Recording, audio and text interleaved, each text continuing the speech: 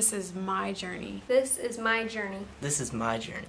This is my journey. This is my journey. This is my journey. This is my journey. This is my journey. This is my journey. This is my journey. This is my journey. This is my journey. This is my journey. This is my journey. This is my journey. This is my journey.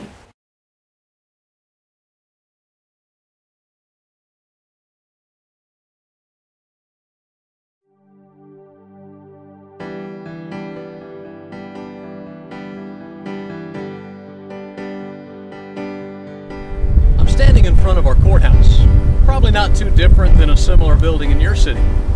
They say you can find justice here. You can bring those who've mistreated you inside a building like this, and for a price you can engage a system of attorneys and judges who have dedicated themselves to providing you with justice. And while some would argue that the system isn't flawless, it's certainly one of the best systems of justice in the world. All day long, attorneys argue cases before judges who do their best to decide what justice looks like in an amazing variety of settings. On one floor, criminals are tried and the guilty are sent across the street to a facility that proves to be their first stop in a system of corrections. On another floor, civil matters are tried and money is the prize to be gained.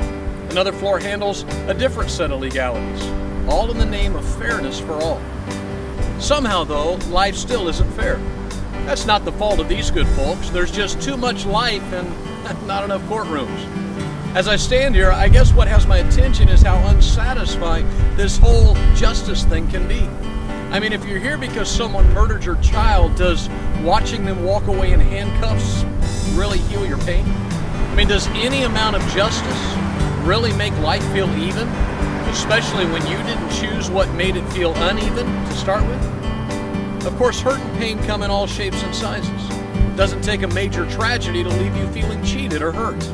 And there are some situations where any real form of justice is impossible. And so there's no real possibility of satisfaction. You know, like the bully who terrorized your childhood or the best friend who chose not to be that friend anymore. Hurt does come in all sizes.